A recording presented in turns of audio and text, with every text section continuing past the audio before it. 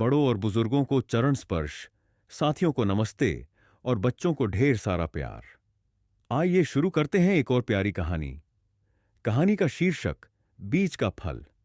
गांव के किनारे एक पुराना पीपल का पेड़ था, जिसके नीचे हर शाम बद्रीनाथ दादाजी और उनका पोता अर्णव बैठा करते थे। अर्णव 8वीं कक्षा में पढ़ता था, पर उसका मन पढ़ाई में नहीं लगता था। वह अक्सर कहता, दादाजी, इतना पढ़ लिख कर क्या होगा? किस्मत में जो लिखा है वही मिलेगा। बद्रीनाथ दादाजी मुस्कुराते और उसका सिर सहलाते। फिर एक दिन उन्होंने अर्णव से कहा, कल सुबह जल्दी उठना, खेत चलना है। अर्णव को खेत में जाना तो पसंद नहीं था, पर वह दादाजी की बात नहीं टाल पाया।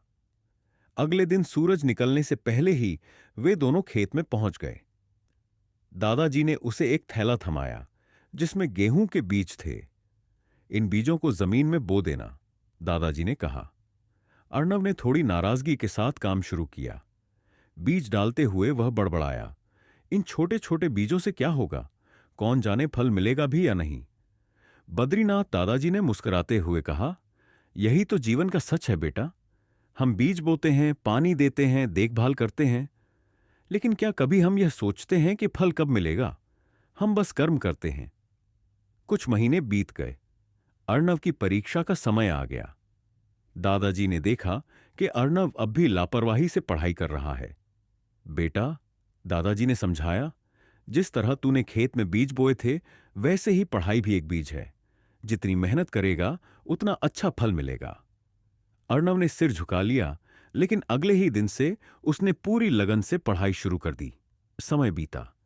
खेत में फसल लहलहाने लगी और अर्णव की परीक्षा भी खत्म हो गई। एक दिन दोनों खेत में खड़े थे, सामने सुनहरी फसल लहरा रही थी। देख अर्णव, दादाजी बोले, याद है जब तूने कहा था कि इन बीजों से क्या होगा? आज वही बीज अनाज बनकर सामने खड़े हैं। ये तेरा फल है, तेरे कर्मों का फल। भगवान ने वही दिया जो तूने मेहनत से बोया था। अर्णव की आंखों में चमक आ गई। उसने कहा, दादाजी, अब समझ आया, किस्मत इंतजार नहीं करती, उसे मेहनत से बनाना पड़ता है। दादाजी ने मुस्कुराकर कहा, सही कहा बेटा, कर्म किए जा, फल की चिंता मत करे इंसान, जैसे कर्म करेगा वैसा फल देगा भगवान। उस दिन के बाद अर्णव न केवल पढ़ाई में अच्छा हो गया, बल्कि हर काम में लगन और ईमानदारी से मेहनत करने लगा।